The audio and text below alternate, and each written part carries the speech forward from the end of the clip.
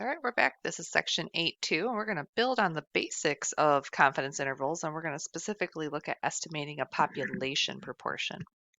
So there's going to be some carryover from some previous chapters. We're going to talk about checking for randomness 10% in the large counts condition, which should kind of trigger your memory a little bit. And we'll talk how we find these critical values for calculating our confidence intervals for population proportions. I'm going to show you the old school way and also using technology. And I'm going to be frank, guys, I never do this by hand. The only exception to that would be if it's like a backwards problem where they need me to find something using algebra. But we're going to be prepared for the worst. So we're going to make sure we can do everything by hand with calculator. We got it all. Okay, so what we're focusing on today is what's called a one sample Z interval for a population proportion. Now, some of you who have experience with this, maybe from a previous math course, you're like, I think I've seen something like that on my calculator. Yes, you have. We're going to get to that later. But for now, everything by hand. We really have to understand what we're doing on the calculator, and that's where this first part of the lesson comes in.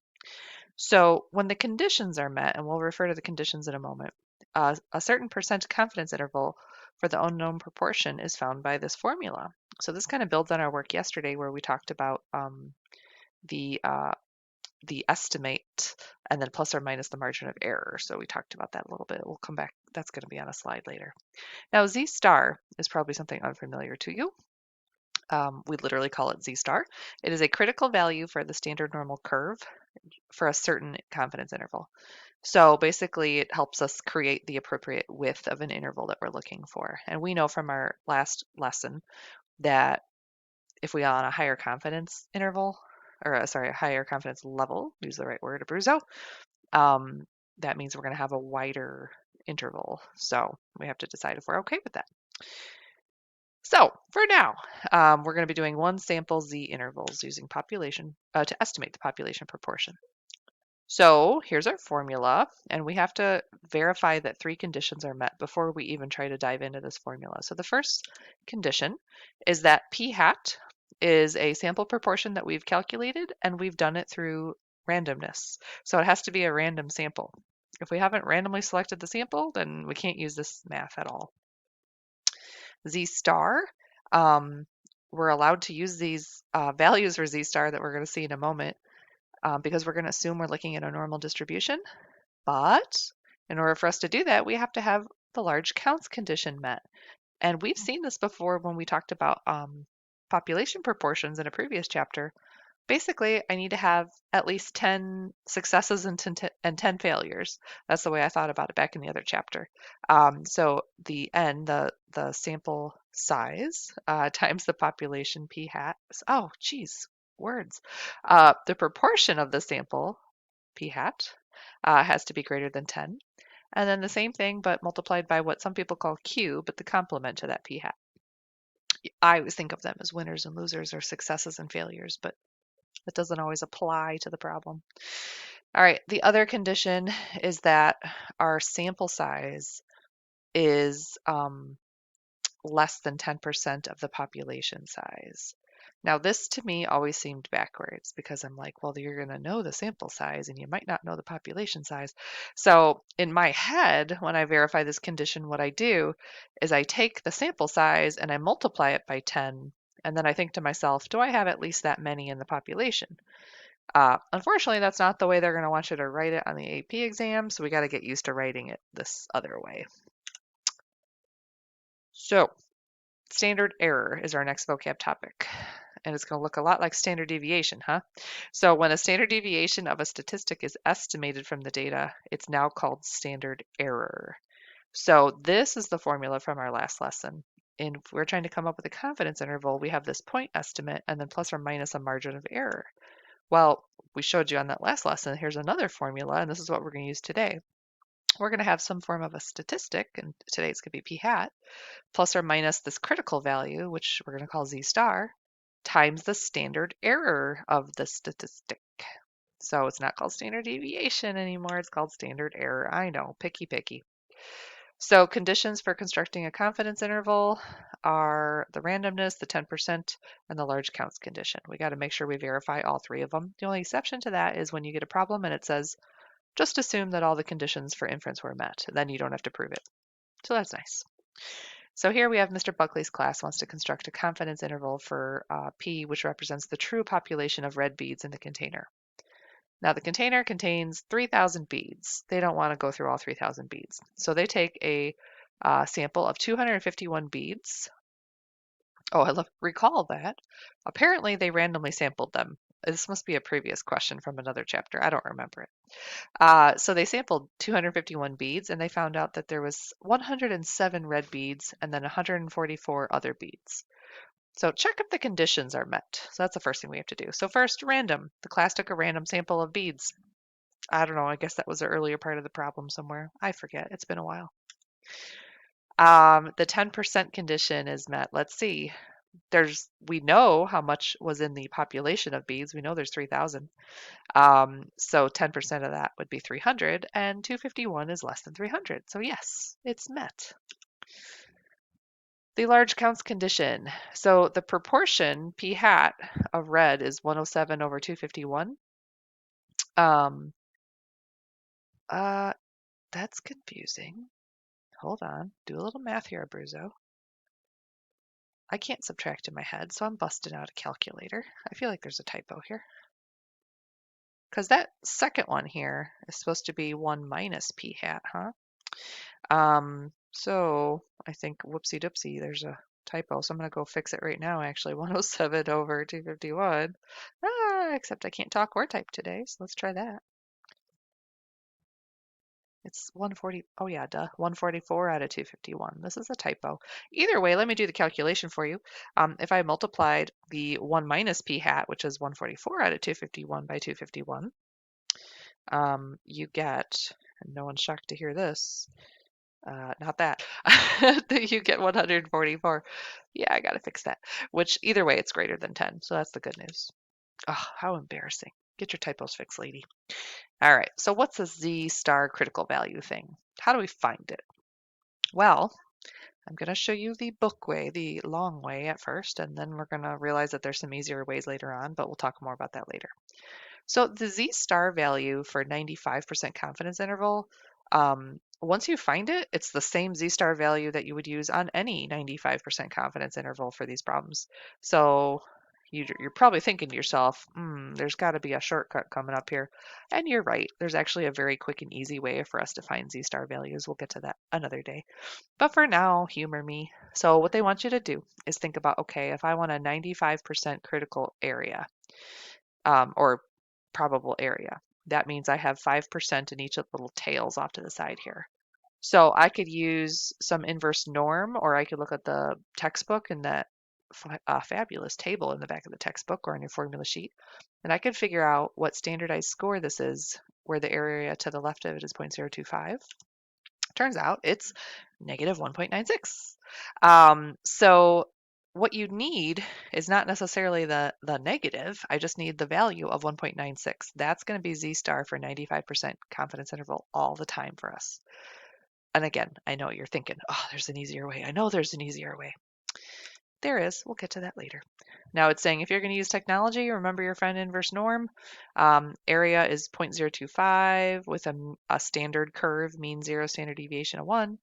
That Z-score is negative 1.96. So Z star's value is 1.96. Just remember that's the multiplier that we're going to be using.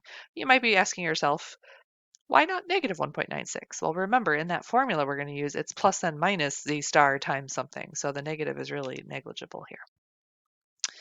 So this Pew Research Center's back and they got some data. 73% of American adults have read a book in the previous 12 months. That's incredibly sad. I thought it would be higher. This estimate was based on a random sample of 1,520 American adults. Assume the conditions for inference are met. So that's wonderful news. We don't have to go through those 3 conditions because it told us just assume.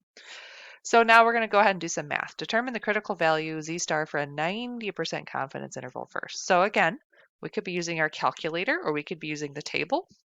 So if you look for 90%, remember that table reads from lower tail down. So if you think about, okay, I got 10% on each side, so I'm looking for 5%. So if you're using your table A, you're looking for 0.05. and you would have found a z-score of 1.64. And they also are saying you can round that to 1.65 because look at what happens on the, I think it falls between them. I think that's the issue. So if you use your inverse norm on your calculator, so area 0.05 with a standard curve, you get 1.645. Again, I'm going to show you a shortcut later, so don't get too hung up on that part. Oops, too bad. I went too far. All right, construct a 90% confidence interval for the proportion of all American adults who have read a book in the previous 12 months. So we're going to use that formula for confidence interval that we saw earlier on the slides, where we start with the statistic, or the estimator, I should say, which was 73%, so 0.73, plus and minus. This is that z star we found for a 90% confidence interval. And then our formula is this for the standard error, it's the square root of 0.73 times 1 minus 0.73 divided by 1520. Now, after I do the math, and I didn't do it, but someone did, it comes out to this. And when you actually calculate the interval endpoints, it's anywhere from 71.1% to 74.9%. Do they want us to interpret it? Of course they do. So to interpret that interval, just like we did in the last lesson, we're going to say we are 90% confident that the interval from 0.711 to 0.749 captures P. I don't know if I was there. The true proportion of American adults who have read a book in the previous 12 months. I don't know. Maybe they meant to put an equal sign. I don't know. Comma? I don't know what they meant. I don't know why that 5 is there, guys. I'll have to, man, lots of typos. Should have proofread. All right, we're going to check our understanding now. Sleep Awareness Week. Oh, that really resonates with me. Begins in the spring with a release of National Sleep Foundation's annual poll of U.S. sleep habits and ends with the beginning of daylight savings time. Well, that's rude, because that's when your clocks go forward and you lose sleep. That's terrible. In a foundation's random sample of 1,029 U.S. adults, 48% reported that they often or always got enough sleep during the last 7 nights. Good for them. All right. Identify the parameter of interest. So remember, we have this sample proportion, this p hat of 0.48. What we're trying to estimate is the parameter of the population. So try to write something down for that answer. And then you're going to check the conditions for constructing the confidence interval. And then you're actually going to find the critical value, this time for a 99% confidence interval. So you can either use table A or you could use your inverse norm. And then we're going to interpret the interval once we find it. So pause the video, try this on your own. I'm about to show all the answers. All right, so the parameter of interest is P, which is the true the true proportion of all US adults who, quote, often or always got enough sleep during the last 7 nights. So notice the notation. They're going to be really, really picky about that. So you want to make sure you just use P, not P hat, because it's the population this time. So the random condition is met because it does say that the adults were randomly chosen. So check on that. The 10% condition, 1,029 is surely less than 10% of all the US adults. Again, Abruzzo always thinks of it backwards. If I multiply this number by a 10, that would give me 10,290. I'm pretty sure there's more than 10,290 adults in the US. Okay, so yes, definitely the 10% condition is met. The large count condition is met, and you have to go through the math. I know it's annoying, but n, the sample size, times the p hat is 494, which is greater than 10. And then same thing for n times 1 minus p hat, which comes out to 535, also greater than 10. All conditions are met. Check, check, check. All right, now they wanted the z star value for a 99% confidence interval. So what they are showing here is they were looking at a left tail off of table A. So they said, okay, that means you have 0.5% on each of the tails. So if you're using table A and you're looking for 0.005, you're going to get something close to 2.57, 2.58. If you did inverse norm, you would get that.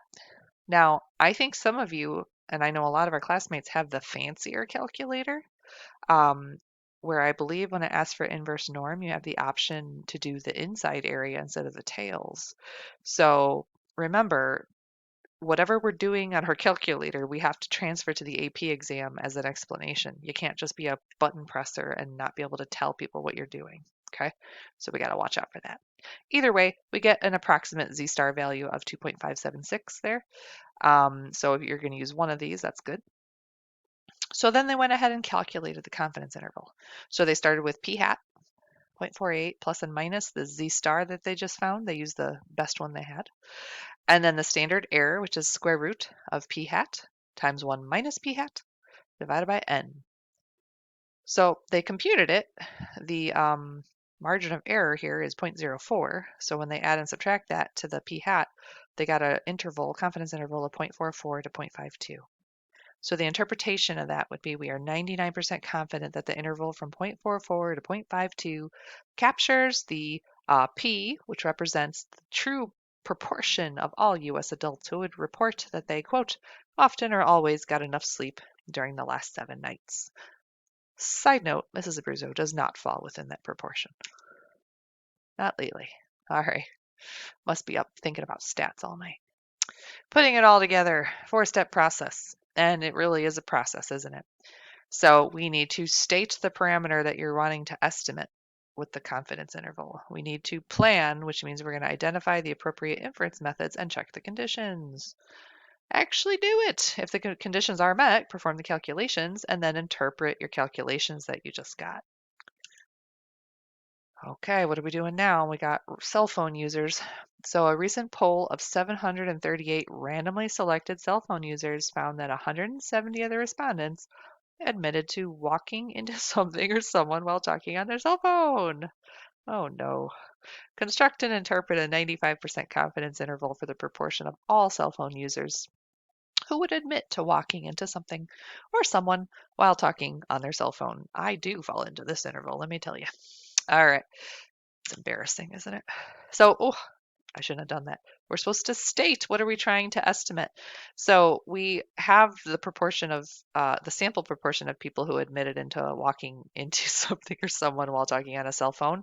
So we're trying to estimate the true population proportion of all cell phone users who would admit to walking into something or someone while talking on their cell phone. And we're going to estimate that at a 95% confidence interval.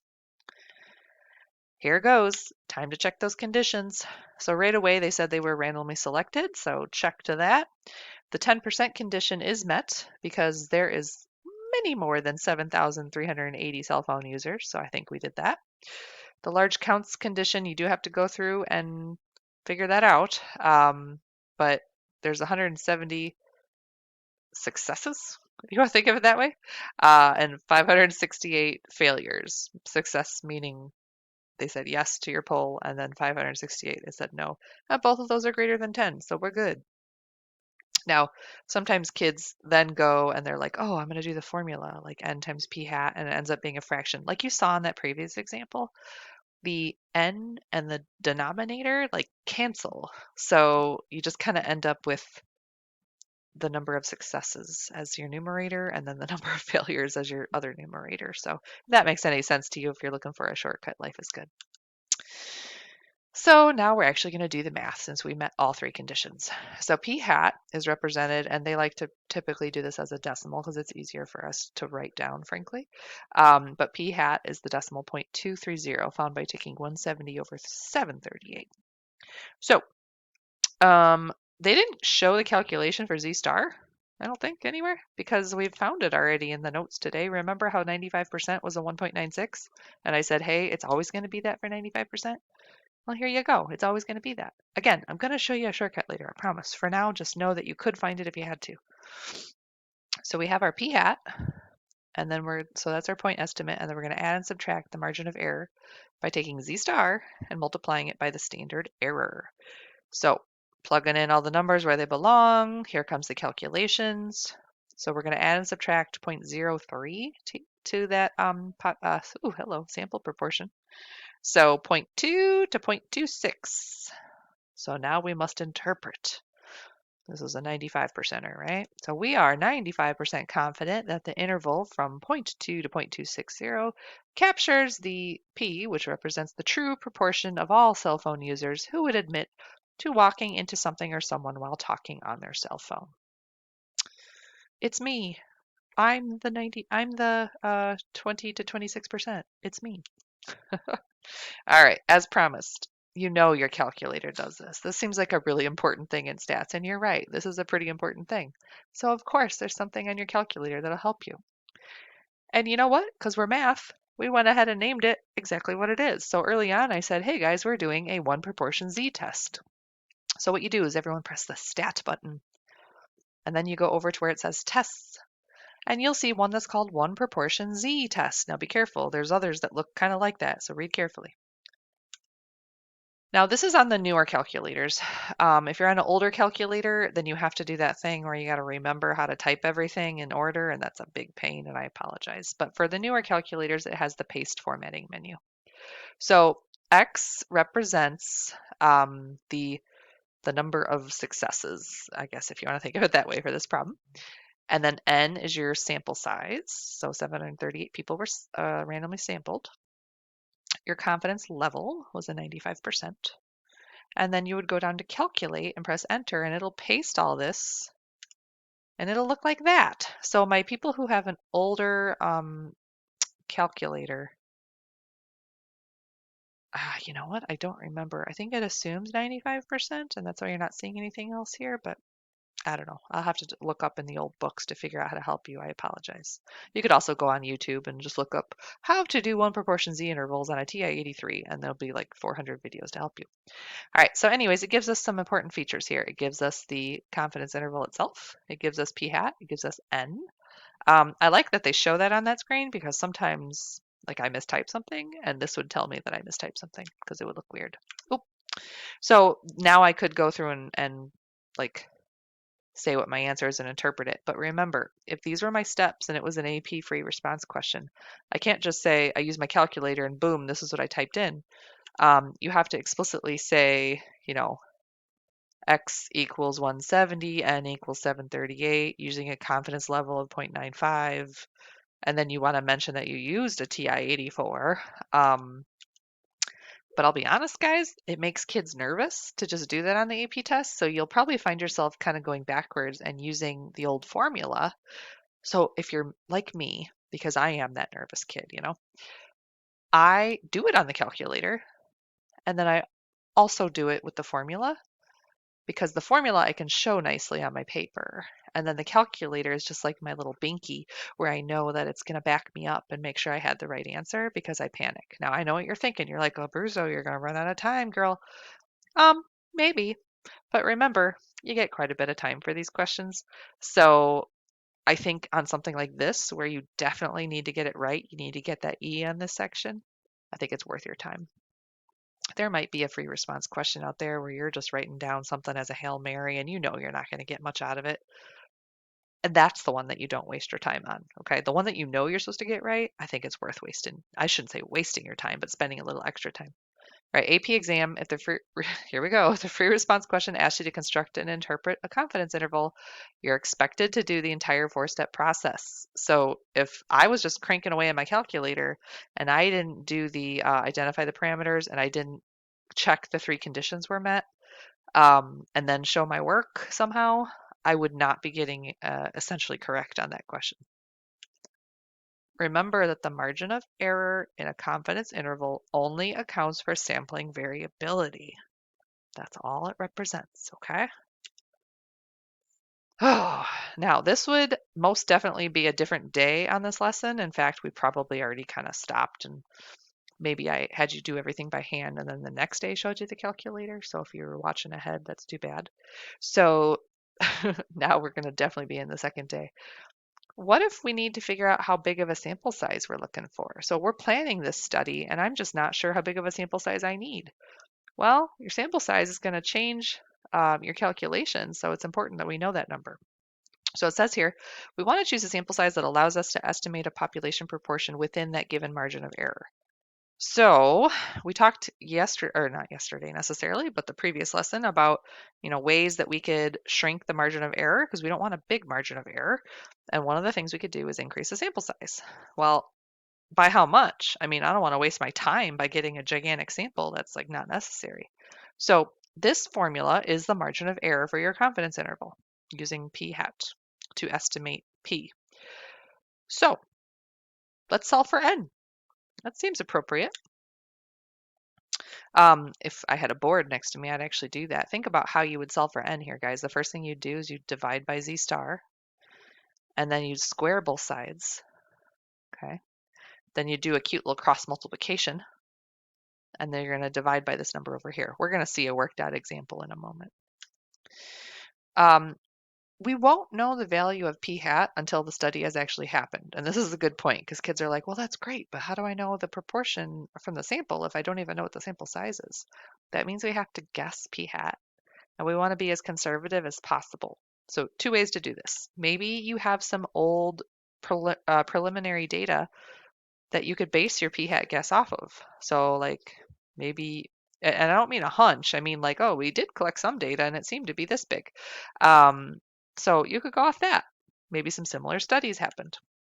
But a really conservative way to approach it is just to always use p hat at 0.5. That is going to give you the largest margin of error because p and 1 minus p will both be 0.5, and that'll be the biggest number you can get. So that would be the most conservative way to do this. So if you have no idea what to base p hat off of, just go with 0.5. So here we go. To determine the sample size n that will yield a certain confidence interval for a population proportion P with a maximum margin of error of whatever I'm looking for, you would have to solve the inequality for N. Now, it does say down here the margin of error will always be less than or equal to ME if you use P hat of 0.5. So if you don't know what to use for P hat, use 0.5. So here we go. Company has received complaints about customer service. The managers intend to hire a consultant to carry out a survey to customers.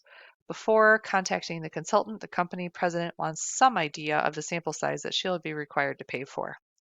Yeah, consultants cost money, right? So they don't want to do such a big study if they don't have to. So one value of interest is the proportion P of customers who are satisfied with their company's customer service. She decides that she wants the estimate to be within 3 percentage points, so 0.03, at a 95% confidence level. How large of a sample does she need? So remember 95%, that z-star value is 1.96. So we're going to be plugging in some numbers here. 1.96, we're going to use 0.5 as a conservative estimate for p hat. So 0.5 times 1 minus 0.5. Don't know n, so divided by n. Square root of that has to be less than or equal to 0.03 according to her wishes. So think about your algebra. Your first step is you're going to divide this 1.96 over. Now you got to square both sides, right? We're going to square both sides. So square root's gone on this side, and this is some hideous decimal. Don't even know what it is. So now, well, y'all, we got this weird little cross multiplying proportion thing. So what if I multiplied by n and brought it over here? And then remember, I'm trying to solve for n, so I could divide this nasty decimal over here. This is the formula for what I would have to type in my calculator to figure out n. Now, for me, if I was doing a whole bunch of these on my homework, I would write down a general form of this. So this is p hat times 1 minus p hat, which again, they use 0.5 as a guesstimate, divided by the percentage points that they're allowing. I don't know what you want to call that. Divided by 1.96 quantity squared. And whatever this number is, that's less than or equal to n. Now, if I flip that around, that means n has to be greater than or equal to 1067.11. So I need greater than or equal to that many samples, that many people. So that means I'm going to need to survey 1068. So their sample would have to include at least 1068 customers. Now, we wouldn't want to round to the nearest whole number because remember, we had to be greater than or equal to 1067.1. Well, these are people, so you got to round up to the next person because 1067 wouldn't be large enough to get that 3 percentage points. That was fun. So here's an example for you to try. That company again, 80% of the customers surveyed said they were satisfied. Using this value as a guess for p hat, find the sample size needed for a margin of error of at most 3 points with a 95% confidence interval. Now, same exact problem we just did, but this time they have some data, so use this for p hat instead of the 0.5, but everything else is the same. So give that a try. And then what if the company president then says, no, I need a 99% confidence interval. Would this require a smaller or larger sample size, assuming that everything else remains the same? So if you're trying to straight up calculate this, which I understand why you might want to, it doesn't really matter if you go to the original problem or this one, because you just need to compare apples to apples. Okay, so pause the video, try some stuff. Here comes the answers. So same problem as before, but this time we got a 0.8, and then 1 minus 0.8 is where the 0.2 came from. So when they solved, they came up with 680, so they need 683 customers in order for that to work out. So having a less conservative p-hat number really took down the number of customers that they had to survey. So that was nice. That was going to save them some money and time. Now, if the company president says now, I need a 99% confidence interval, the required sample size is going to have to be larger because that critical value is going to be bigger to make sure you have a larger interval. And if you think about the math, they're going to need to have a larger sample size to make that all work out. Because think where the critical value is in your math. It's right here. So if you bump this number up to something higher, that means this overall number is going to be higher as well. Now, they didn't actually go through and do the math, and that's okay. They didn't have to. Kiddos, that's the end.